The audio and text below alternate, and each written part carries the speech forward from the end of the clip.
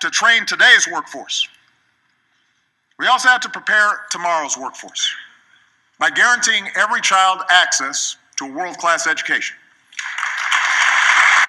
Obama's promise sounds wonderful, and judging from past studies on pre-K education programs like the Perry Preschool program, pre-K education would help us all.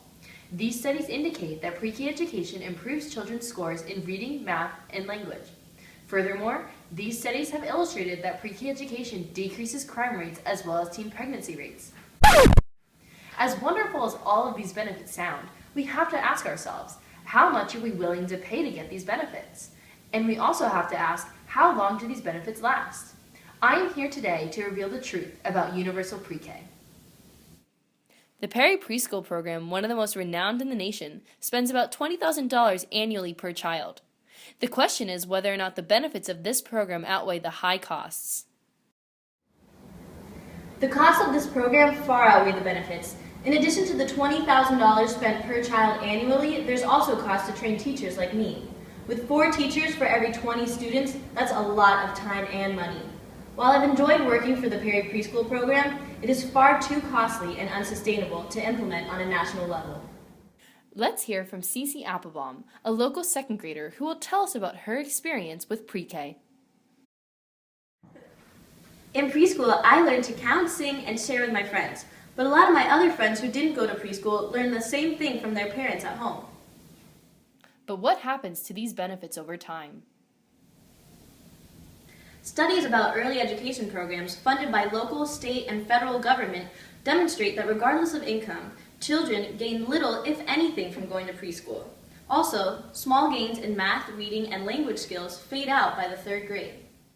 Aside from the high costs, pre-K still creates distributional issues.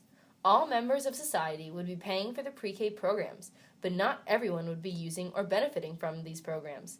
For example, some parents, like Corey Krupp here, are upset that they would still have to help fund the universal pre-K programs, even though they send their children to other private schools.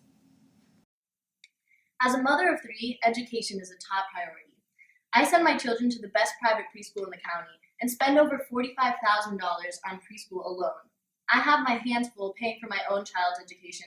Why should I have to pay for everyone else's? This policy is not a Pareto improvement because it makes parents like me worse off. We are spending money and gaining little in return. I want my tax money to go to things that will benefit my family directly. Redistribution of wealth may improve equity, but it will potentially shrink the economic pie and create distortions elsewhere.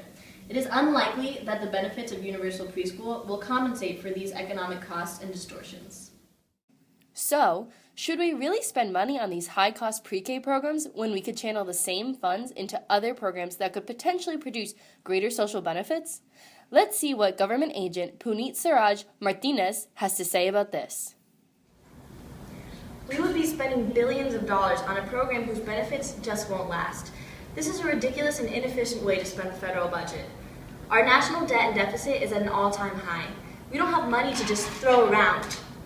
We could better spend this funding on important programs like research at National Institutes of Health or strengthening our national defense program. We've heard from our teachers, our students, our parents, and our politicians who say that the costs are too high and the programs are unsustainable on a national level, the benefits fade out at grade 3, the people who do not use these programs should not have to pay for them, and when we spend money on universal pre-K, we're channeling funds away from other precious and important programs. I've said it once and I've said it again. Universal pre-K is just not worth it.